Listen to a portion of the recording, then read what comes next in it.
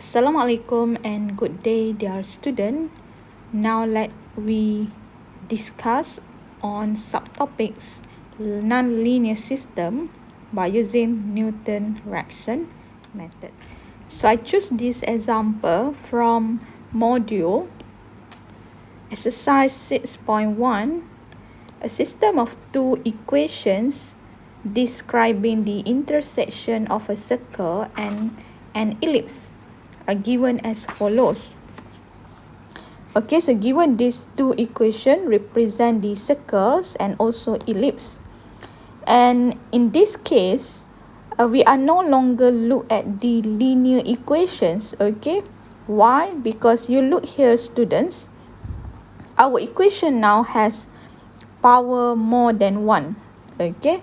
So if you can see here, in this equation represent circles and ellipse, we have equation with degree 2 here. It means that we are no longer look at system of linear equation, but we solve system of nonlinear equation.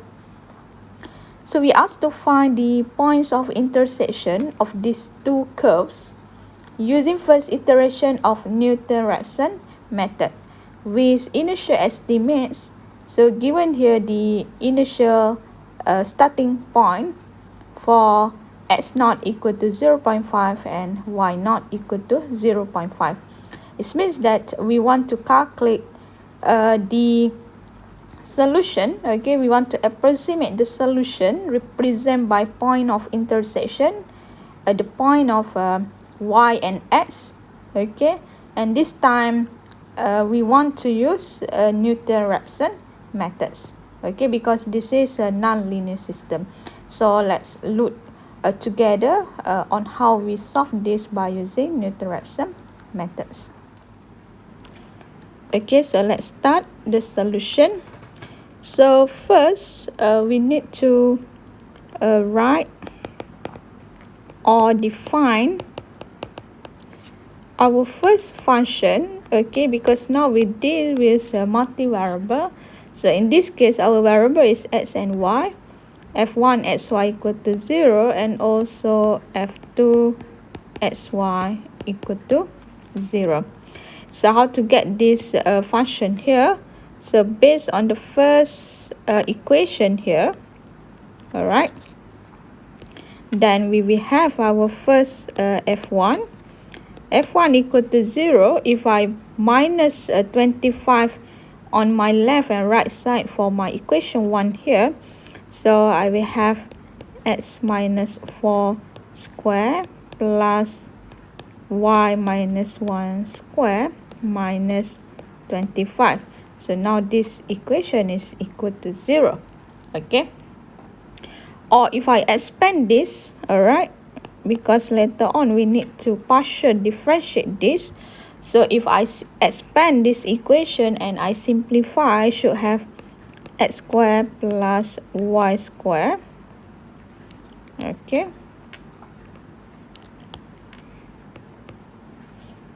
minus 8x minus 2y and then minus 8. So later I will refer to this equation here, okay, and then by using my second equation here, I can have my f2 xy equal to 0, okay, or no need to write xy, never mind, because we know that this is a function of two variables. In order to get equal to 0, so I minus 64 on my left and right side. So I should have 4x minus 1 square plus 16 y plus 3 square equal to 60. Okay, sorry. So I should have minus 64 here. Or if I expand this bracket here, okay, and then I simplify, so I should have f2 equal to 4x square plus 16y square minus x plus 96y plus 84. So later I will refer to this equation here to next calculation. Okay, so next we need to find our Jacobian matrix. Okay, find the Jacobian matrix, or we write in this notation. Okay, J refer to Jacobian matrix. So what is a Jacobian matrix? Jacobian matrix is actually a matrix that involve the partial derivative. So on the first row is partial differentiate your first function with respect to first variable x, and then in the second column of your first row is a partial differentiate your first function with respect to your second variable. So in this case, y is our second variable. And then in the second row, we have partial differentiate your second function with respect to first variable. And then for the next column, we have partial differentiate our second function with respect to second variable.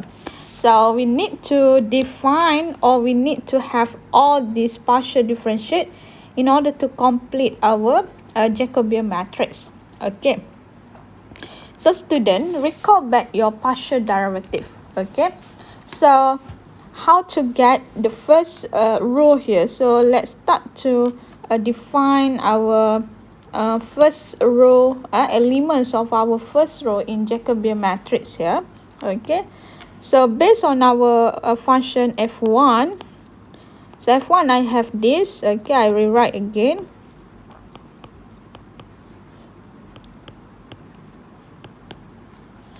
Alright, so from this f1, in order to find your partial differentiate f1 with respect to x, okay, so in this case, when you partial differentiate your f1 with respect to x, you must to treat y as constant.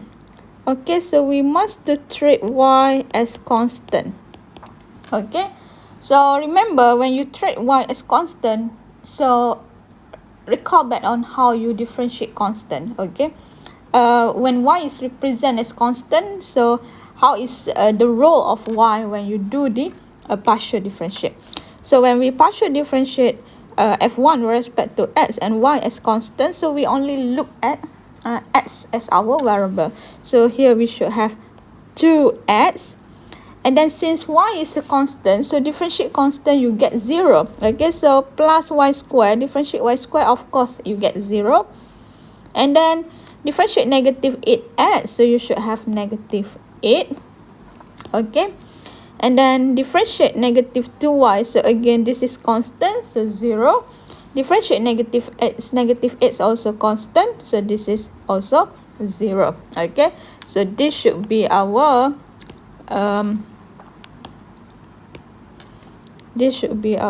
df1 ds. Alright, then next, if I want to partial differentiate f1 with respect to second variable y, so this time I must to treat it as constant. Okay, so when you do this, alright, so you partial differentiate f1 with respect to y as constant, so you differentiate constant, so this term becomes 0. And then you differentiate y square, so here you should get 2y. Okay, and then you differentiate negative 8x, but x is constant, so differentiate constant again 0. And then differentiate negative 2y. Alright, so we should get negative 2. And then differentiate constant 8, so you get 0. So here this should be your df1, partial differentiate f1 with respect to y. Okay, so now let's look at second function. So for second function, I rewrite again.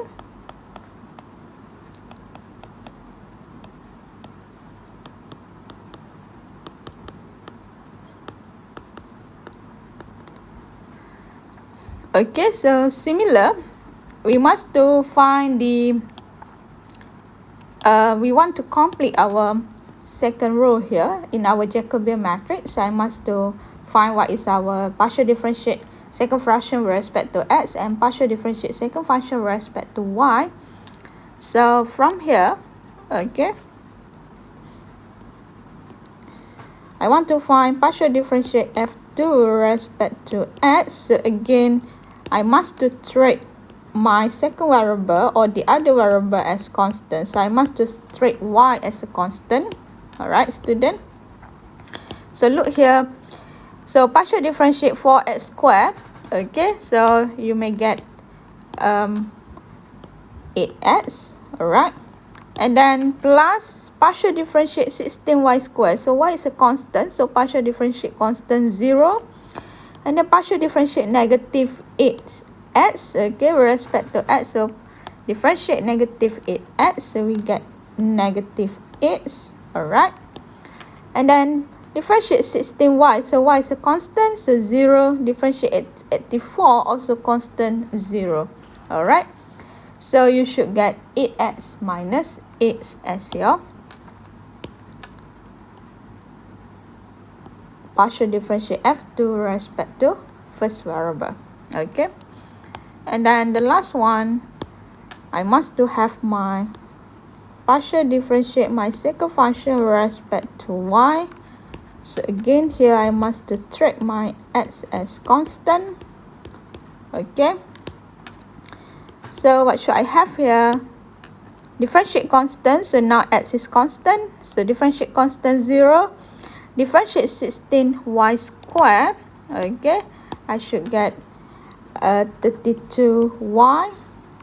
And then differentiate negative x. So again x is constant. So you get 0. Differentiate 16y. Okay. So you may get 96. And then plus differentiate constant 0. So this should be our partial differentiate f2 with respect to y. Alright. Okay, so therefore what I have here as my Jacobian matrix. So for my first row, I have 2x minus 8 and 2y minus 2. And then for my second row, I should have 8x minus 8 and then 32y plus 96. So this is my Jacobian matrix that I will refer later. Okay. Then step number 3, we can start our first iteration. Okay. So we compute the first iteration. So using the given starting value, okay, at 0 equal to 0.5, or this is also our x0. And then we also have y0 equal to 0.5, or this is also our y0. Okay, so when we use this, alright, as our starting guess. Okay. So first, you need to calculate your F1, okay, by plugging both value as 0.5. At 0.5, y0 equal to 0.5. So I substitute back into my original function, okay, x squared plus y squared minus 8x minus 2y minus 8. So by plugging the value of 0.5 for both variables,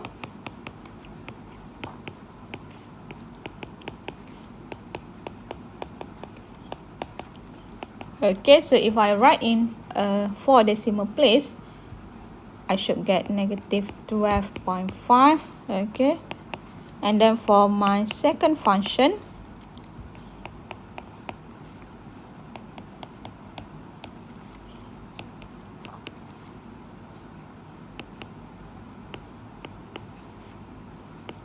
so similar with the previous one. So now I plug in my x and y equal to 0.5.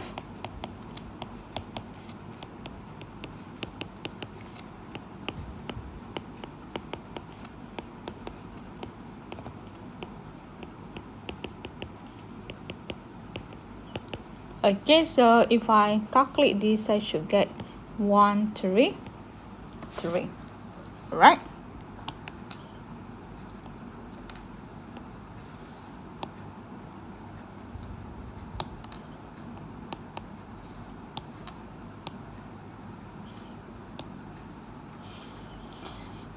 Okay, so next we substitute into our determinant or Jacobian. Okay, let's find our Jacobian in value instead of in function.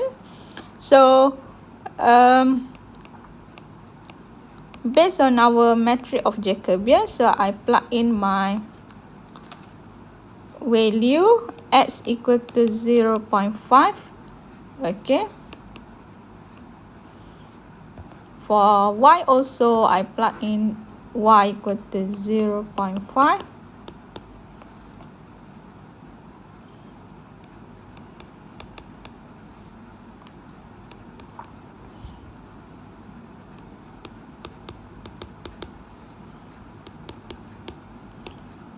Then if we simplify this, we should get this coefficient for our matrix Jacobian. Alright. Okay, so now I calculate the determinant of my matrix J. Okay, determinant of my matrix Jacobian. So remember, this is my matrix Jacobian. Okay, and then this is a 2 by 2 matrix. So how to calculate the determinant for 2 by 2 matrix is if you have A, B, C, D, so determinant is equal to AD minus BC. Okay, so what I have here is negative 7 times with 1, 1, 2, and then minus with negative 1 times with negative 4. Okay, so if I calculate this, I should get my determinant is negative 7, 8, 8. Okay, so this is my determinant for my matrix Jacobian. So now let's start calculate our first estimation for my first variable by using Newton-Raphson methods. Okay, so now we use Newton-Raphson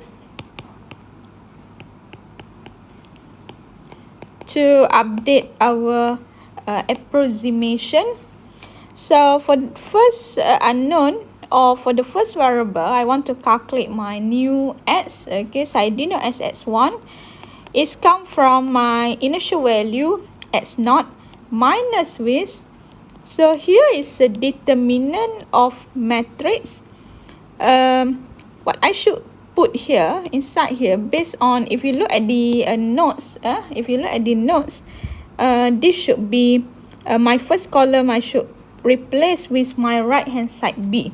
Okay, so here should be my F1, here should be my F2, and then I keep my second column here. Okay, from the Jacobian, so this should be del F1 over del Y, and then here is del F2 over del Y.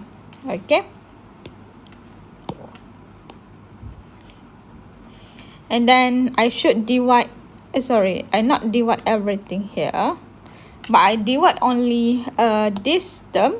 Okay, I divide with determinant of my matrix Jacobian. Okay, determinant of my matrix Jacobian. So what should I have here is x0 is 0.5 minus.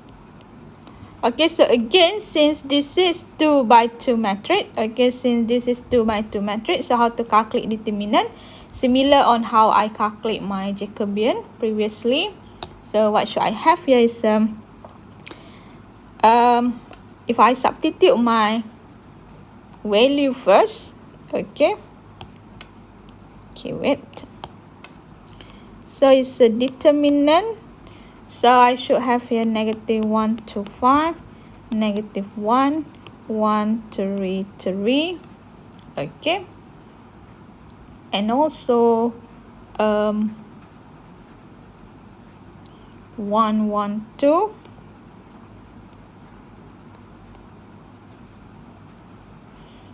Alright, so I need to divide this with my determinant of my Jacobian is negative 788.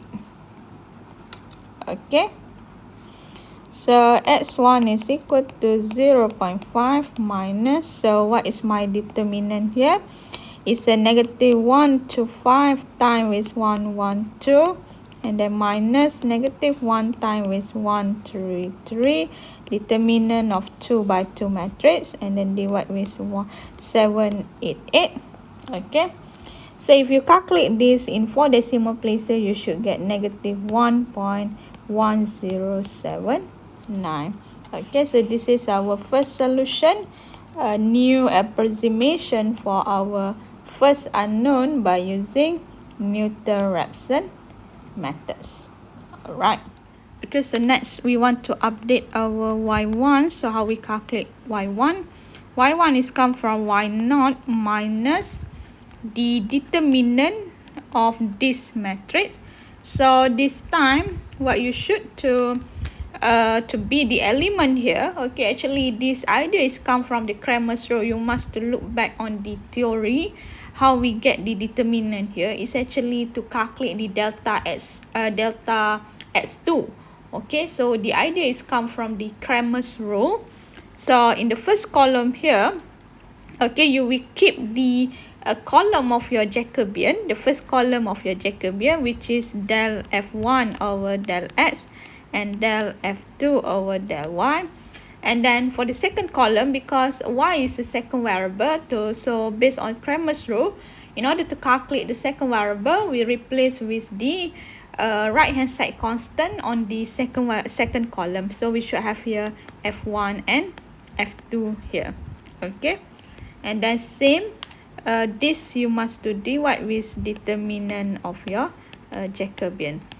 Alright, so starting guess, why not also 0.5 and then minus, so determinant, what I have here is negative 7, negative 12.5, and then negative 4, 1, 3, 3. Okay, and then determinant of your Jacobian is negative 788. So now if I calculate my y1, so determinant, again this is 2 by 2 matrix, so it's AD minus BC.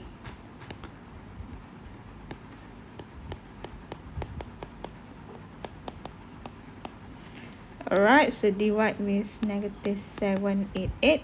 So if you use your calculator, calculate this, you should get negative 0.7449. Okay, so this is our solution for new estimation of our second variable.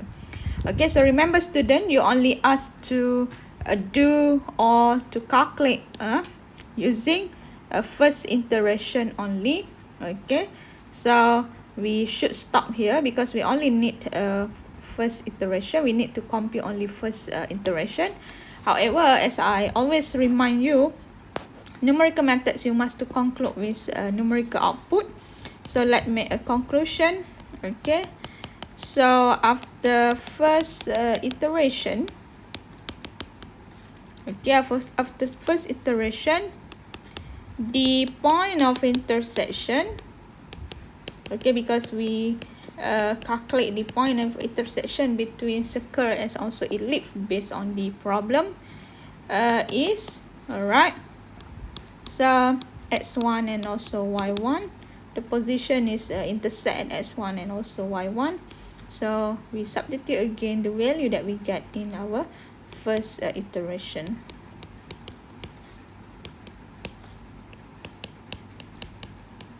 Okay, so this should be our solution. Alright, so thank you students for listening. So I hope that you understand, and if you have any question, do not hesitate to ask me.